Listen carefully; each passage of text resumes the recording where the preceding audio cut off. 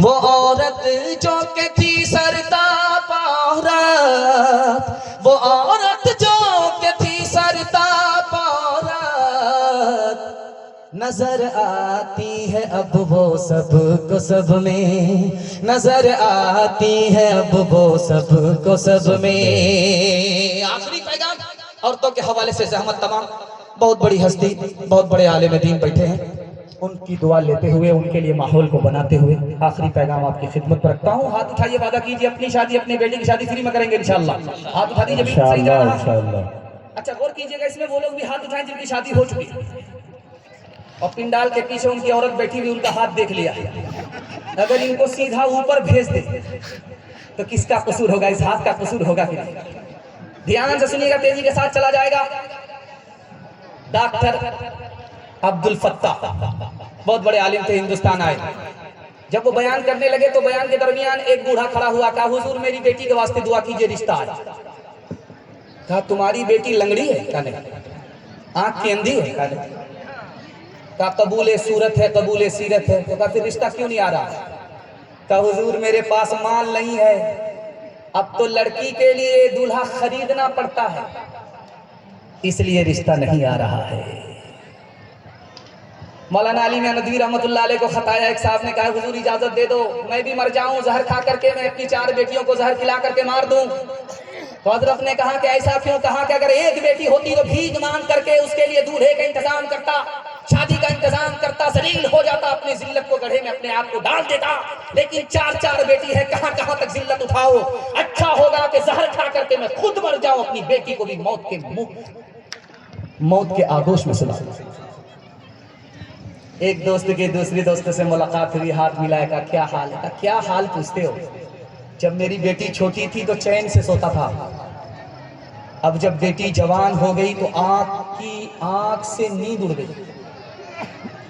बेटी सुन रही थी, उसको महसूस हो गया कि बेटी होना इस दुनिया में बरकत की चीज नहीं है, रहमत की चीज नहीं है, नहूसत की चीज है।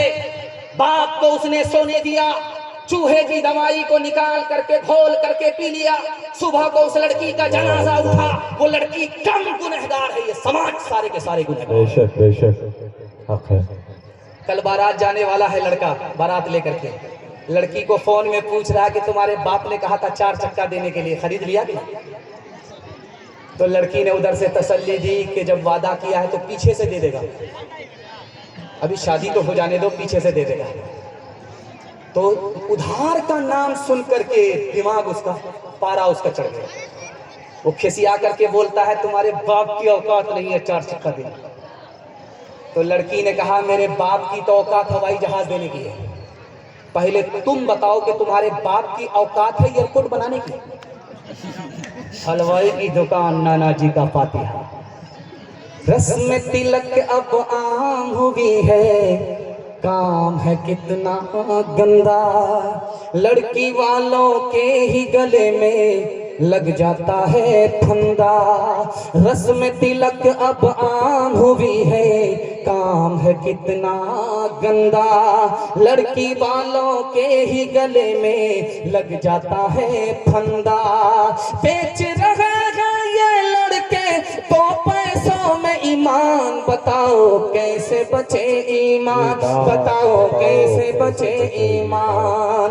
बात हुई थी 200 बाराती, मंगनी में बस 30, खाने में जब गिनती हुई तो निकले 420। बेदावत के खाते क्यों है ये जायद मेहमान, बताओ कैसे बचे ईमान, बताओ कैसे बचे ईमान। इतनी जल्दी, इतनी आसानी से मैं अपने निशाने तक पहुंच गया। आपके माँ बाप अगर जिंदा है उनके वास्ते दुआ करता हूँ, अल्लाह उनकी उम्र में खूब बरकत दे, उनका साया तादीर कायम फरमाए। माँ बाप की खिदमत के हवाले से आपकी खिदमत पर पैगाम रखता हूँ, यहाँ से लेकर के वहाँ तक सुनने के लिए तैयार है? जोश के साथ हाथ उठाइए इंशाअल्लाह।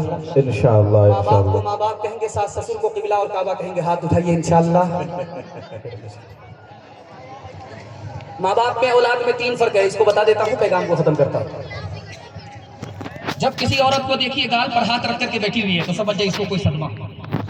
औरत है गाल पर हाथ,